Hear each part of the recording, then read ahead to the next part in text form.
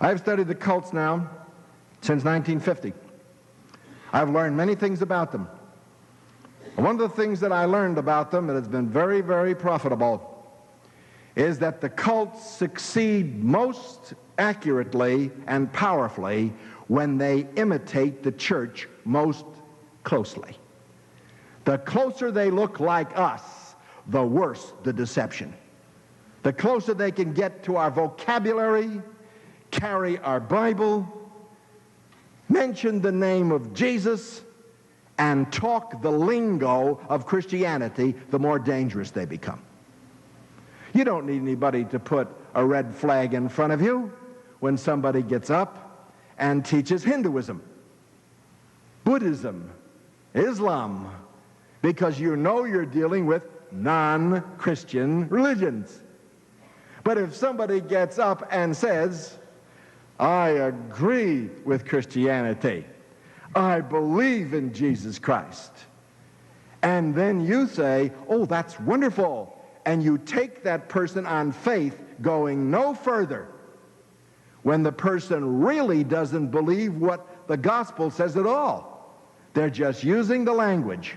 At that point, you are in grave danger of deception. Deception comes when you think you are believing what's right, when in reality you are being misled and deceived. Hello, welcome back to another video with your girl, Sister Alicia Tasia. Back at it again with another video. As you guys can tell from the thumbnail, I am going to be talking about how you can identify if your church is a church or if it is a cult. So stay tuned, and you guys are going to be in for a great awakening. So I came across this article and I thought it was really good. It talks about, is your church a personality cult? There's two parts to this. I will link both of them in the description. There was a few things in this article that really was alarming to me. It was like a red flag. And I'm like, wow, I see some similarities with the leadership that, I formerly attended in the church before I resigned from my positions in the church. Very active, serving and on staff. But I wanted to help people to just discern and just see, like, is your church truly a church? Cult, or nowadays even clubs, right? Because you see, people turning up in the church now. The great Walter Martin had studied this, and this book is so helpful. It helps me. Chapter 3 specifically is where I'm going to be focusing at for this video. It talks about the psychological structures of occultism. He lists quick facts of psychological structure of occultism, or cultism, I should say. So, the quick facts of psychological structure of cultism. First one, he says, recognize that the belief systems of the cults are characterized by closed-minded and antagonism on a personal level. I dealt with that at my formal church. He goes on and says, understand that all occultic. Then he goes on and says, understand that all cult belief systems manifest institutionally dogmatism and intolerance for any position but their own. They also are neutral. So they become a source of neutral, objective data, meaning there's a lot of gray. There's no black and white. Very, very gray areas. They communicate love and sincerity to those in virtual isolation from the Christian message.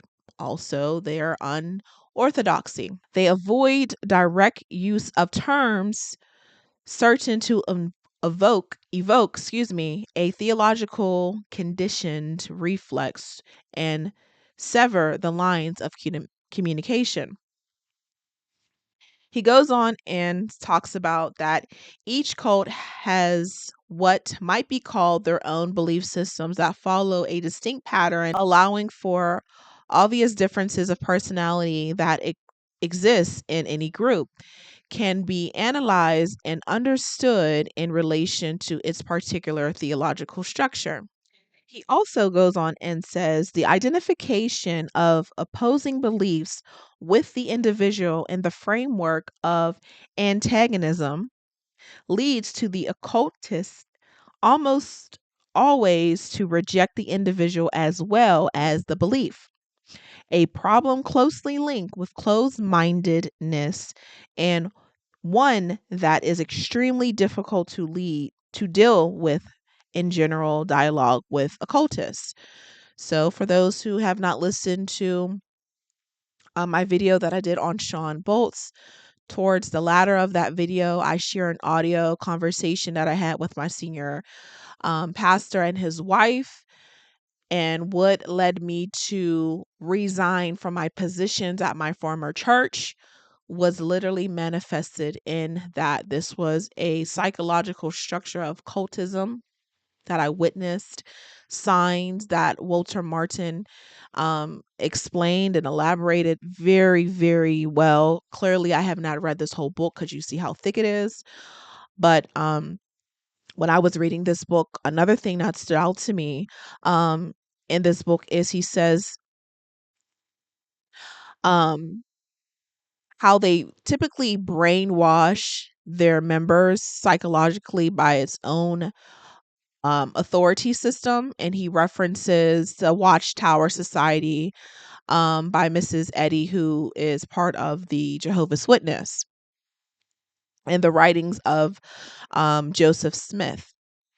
He says is whenever they're confronted by a Christian whom he can learn to accept on a personal basis apart from the differences of theological opinion, the possibility of communication improves markedly. Then he goes on and says the occultist is faced with a dilemma. How can this person, the Christian, that is, be such an acceptable personality yet not share my occultist theology?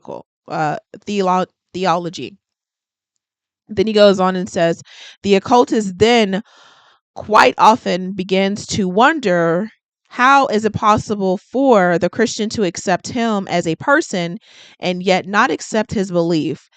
This can be the beginning of rapport in the realm of personal evangelism, since almost all systems of authority in cult organizations indoctrinate their disciples to believe that anyone who opposes their beliefs cannot be motivated by anything other than a satanic force or blind prejudice and ignorance.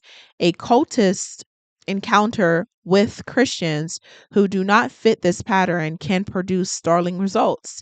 Now he goes on and says, a discerning Christian who gives every indication of being unprejudiced, reasonably learned, and possessed a genuine love for the welfare of the cultist himself, which is easily detected or detectable in the Christian's concern for his soul and spiritual well-being, have can have a devastating effect upon the conditioning apprentice of any occult system. And then later on in this chapter, he talks about how the history of occultism generally begins with authoritarian pronouncement on the part of the founder or founders. So, if you guys did not listen to my last video about Sean Bolts, you guys will see that the church that I previously attended was founded upon two founders. And when I went to this church, they always referenced the founders as mama and papa, and very possessive when it comes to the church, that they built this church and they did this is their church. I even heard it out of the horse's mouth directly, and other members of the church continue to reiterate what they were saying and quoting them verbatim. So I realized that was also another red flag. Like, isn't this supposed to be God's house, not man's? And if you read Jeremiah 7, you'll get a really good biblical understanding on that. You know, it raises some concerns for us. Like, are we really a part of a church or a cult? So when I came across this article, I thought it was very interesting because one of the signs that they mentioned was an authoritarian leadership model, and it talks about how they delegate minor decisions to other people, especially for matters that don't interest them. When I went to our staff meetings or other meetings that pertain to our annual conference or anything like that, any events, the founding pastor or bishop was not present, but the senior pastor was. So he obviously was a delegated minor um, leader who would make decisions such as that. But when it comes to major decisions about the church's directions, big events, membership policy, church discipline, especially finances, oh, you have the bishop calling the CFO. Hey, what's the money looking like? Hey, did we reach the, when it comes to stuff like that, that's when you'll see an active participation from what I witnessed, is when you will see an active participation from the quote unquote founders. So they weren't really heavy handed in exercising authority. You can tell that everyone was so submissive to their authority and not understanding that if they said something, if the senior pastor wanted to host a particular event for a Sunday, doesn't matter how they get it done, they need to get it done. Um, and just the conflicts with that, I seen the team continue to murmur, complain, but yet they still got it done. If he wanted something done, it was getting done. Now, when it comes to hierarchy, we see that, the higher you are, the less involved you are unless it comes to, mammon. The Bible does warn us that, if you're going to be a overseer or a bishop, that you cannot have the love of money. You cannot do it for gain. You have to literally do it because this is what God has called you to do. You cannot just, elevate yourself or man elevate you into a position, but you really have to have a divine calling. You can't be self-appointed. And we see that because when it pertains to certain situations, when you have members who are in poverty or members who are faithful and servant and they are homeless, they go under the radar. No one, cares for them. And that could be either because they don't want people to know, or um it's because they haven't gave enough in tithes. Now, I will say this: when it pertained to the former church that I attended, they would definitely look out for those who have been members for a while. There's one particular family whose house caught on fire and they lost everything, and the church stepped in and raised over $20,000 for this family, and it was a blessing, right? That's what we're supposed to do. I also can remember a time when I first joined the church and I heard out of the bishop's mouth um, that there was a time where he was explaining there was a woman who needed help with her bills or paying rent or something like that. And he asked the CFO, who was my old boss, um, how much has she gave? And the report was 23 or $27. And he made a comment. He says, "We're not helping you. You only gave $23." And then immediately he took it back. And I should never said that. That was probably a stupid thing to say. He said, "Well, we'll help you this time, but we're not helping you anymore."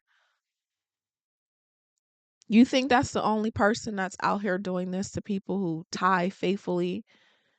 If you're tithing and there's members in the church who are struggling, but you see the pastor has the latest and the greatest, clothing and car and house, they can move to this home, to that home, buy this house, they're building their house, they're renovating their house constantly. So, just a few questions that you should consider um, when you're either going to a church, visiting a church, a part of a church. Is your church a church according to the Bible?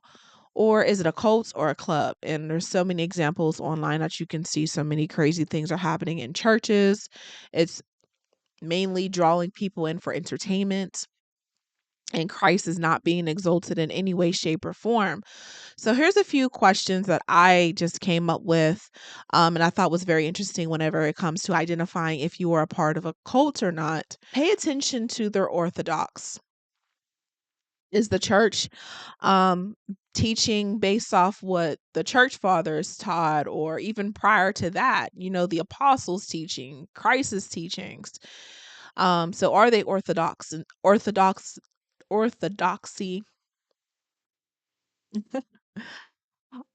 So how cults usually get people is basically off their indoctrination. So in order for a cult to trap in people, they have to indoctrinate you. So pay attention to what they're teaching. Is it orthodox or not? Is it sound? And also how they recruit people, at least from my experience, it was definitely a lot of love bombing. So much love bombing. I'm like, wow, these people truly are loving and caring. Okay, that's how they recruit people. And I'm not saying that people can't show love, but when it's love bombing, meaning they're constantly overwhelming you with it to the point it gets kind of annoying. That's another sign you want to just pay attention to and just discern, use wisdom. They also manipulate people. Um, when it comes to certain things, they want to know more about you. Tell me about yourself. Okay. And the more you open up, if you're very vulnerable and transparent, oh, whew, they can manipulate you really well. And they like to retain their members. So if there's any type of opposition or conflict, they're like, well, we're sorry. Well, I just want to see what's going on with you. I sense that there's something wrong with you. And they'll try to act like they care, but in all actuality, they're just trying to retain you and to keep you. Um, Not saying that some of them may not, care, but they don't really care about your soul. They care about just retaining you because you're filling in a certain position, or you're serving in a certain position, or you donate a certain amount of money, and they don't want to lose that income because it's going to hinder how they live their life. Also, they use the Christian lingo. What Dr. Martin said early in this clip, he said they use Christian lingo, they use their Christianese. So they're very well, they even use our Bible, and they'll even mention Jesus and God and the Holy Spirit. They'll use the hot phrases to lure you in.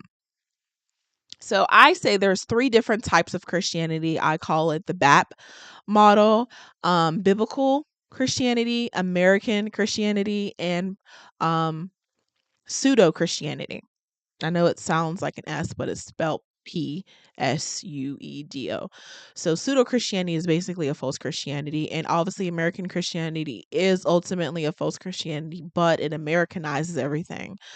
And then biblical Christianity is the ultimate and only Christianity that we should have, is a biblical Christianity. And I call it BAP because I'm an American born and raised, so you can use whatever African, Australia, whatever. Um, Whatever your continent is, you can fill it in.